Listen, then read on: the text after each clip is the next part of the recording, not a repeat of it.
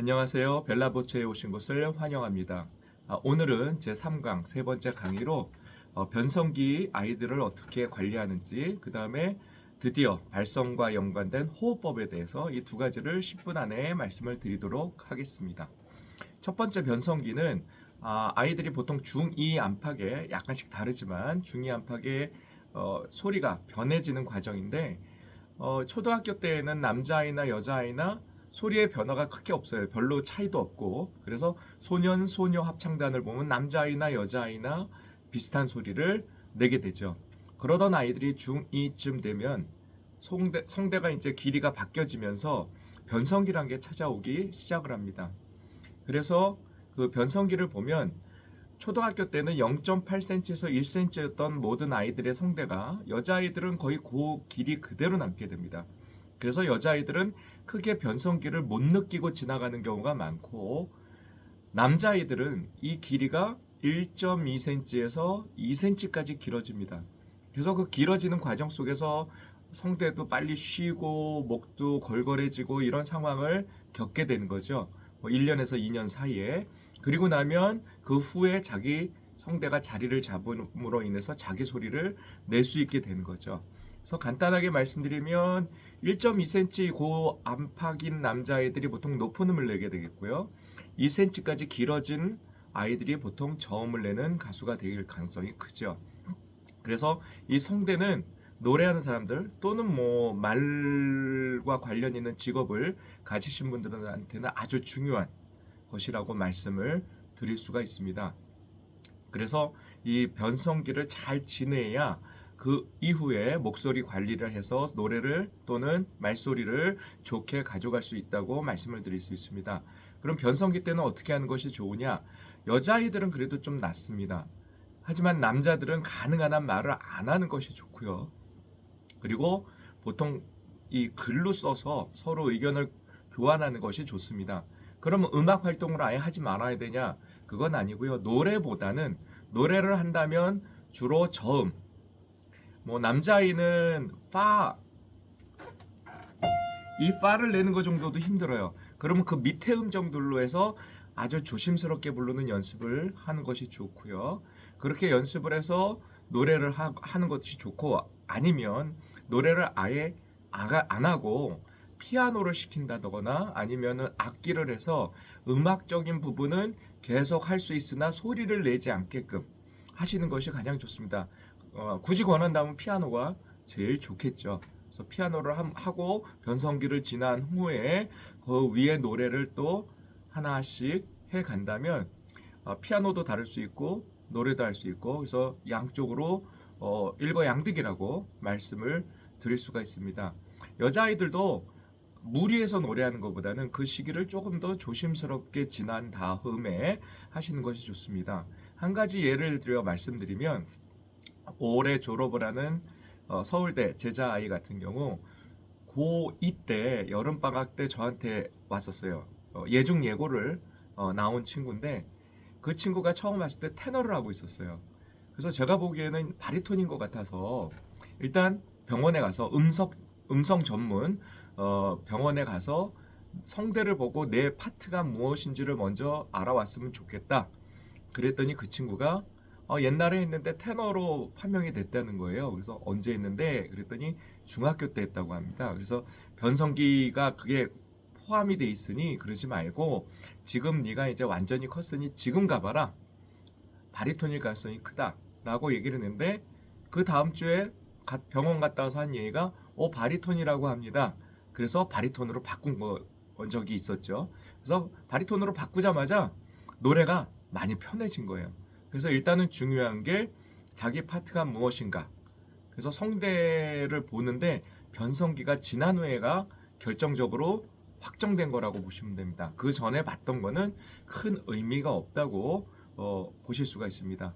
그래서 이 내가 성대가 어떻게 생겼는지, 또 성대가 어떻게 움직이는지, 이런 모든 부분들을 한 번 정도는 음성 전문 이비인후과에 가서 검사를 받을 필요가 있다고 말씀을 드립니다.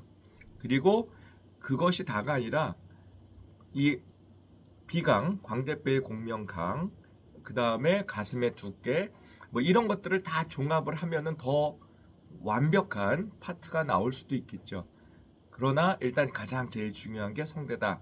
그래서 이 변성기 때는 너무 많은 소리를 내지 않도록 하고 피아노나 이런 악기를 다뤄서 넘어가서 그 다음에 노래로 가는 것이 좋다라고 말씀을 드릴 수 있습니다.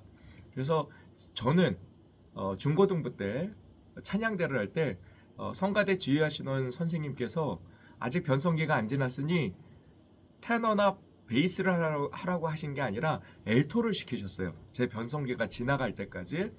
저는 그게 되게 감사했습니다. 지금에 와서 생각하면 너무나 훌륭하게 저를 변성기를 지나가게 해주셨던 거죠. 그래서 변성기 때는 이것이 중요하다라는 말씀을 드릴 수 있습니다. 자, 간단하게 5분이 지나가니 이제 호흡에 대해서 말씀을 드리면, 호흡은 의견이 분분합니다. 뭐 흉식 호흡, 횡격막 호흡, 복식 호흡 이렇게 얘기하는데, 호흡은요 연습은 하셔야 돼요. 근데 호흡에 너무 치중을 하다 보면 노래는 망가질 경우가 훨씬 많습니다. 제가 대학 다닐 때 2학년 때쯤으로 기억되는데, 선생님 호흡을 어떻게 했더니 선생님이 이북분이신데 하지 말고, 제가 말씀 못 드리고 이렇게 말씀을 하시면서 나이 먹으면 돼 이렇게 말씀하셨어요. 그래서 나는 그 의미를 전혀 못 알아들었어요. 그리고 호흡 연습을 많이 했죠. 근데 나이가 들어보니 선생님 말씀이 무슨 말씀인지는 알겠더라고요. 그래서 호흡 연습은 하셔야 됩니다.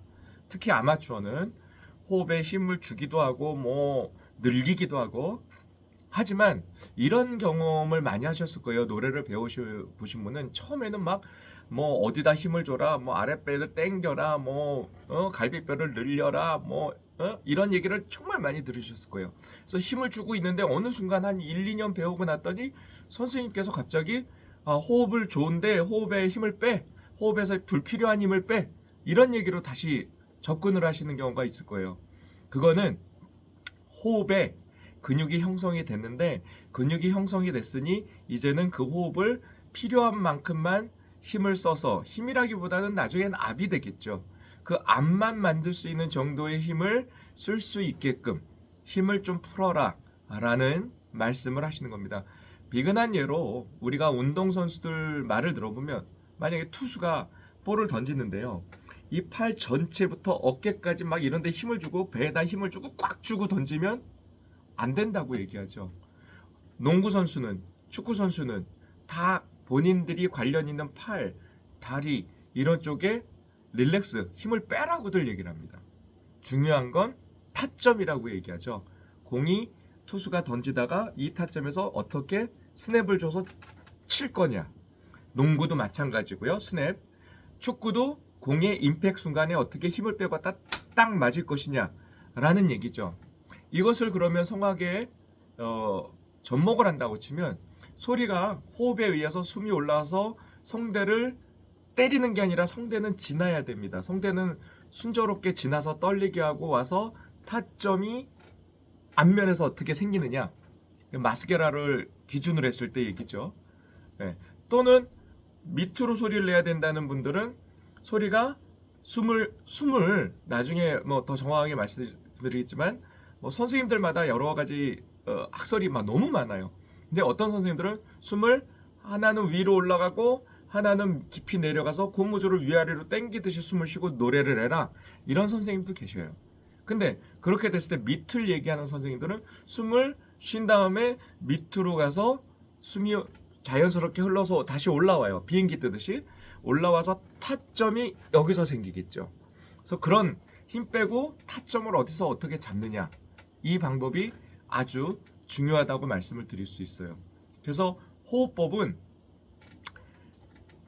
복식 호흡보다는 횡격막 호흡을 해야 돼요. 흉복식 호흡이라고 보시면 될 겁니다. 그래서 이 흉복식 호흡, 횡격막 호흡을 해서 횡격막 갈비뼈를 잘 늘려서 그걸 유지하면서 노래하는 연습을 하시는 것이 가장 중요합니다. 이제 10분이 다 돼가기 때문에 오늘은 여기까지 말씀을 드리고, 호흡에 대해서는 발성을 시작할 때 조금 더 디테일하게 말씀을 드리도록 하겠습니다. 너무 짧기 때문에 댓글이나 이런 데에 질문을 주시면 그 질문을 가지고도 제가 답을 드리면서 궁금증을 해소하는 시간을 갖도록 하겠습니다. 오늘은 여기까지 말씀을 드리고 오늘 하루도 편안하고 행복한 하루 되십시오. 감사합니다.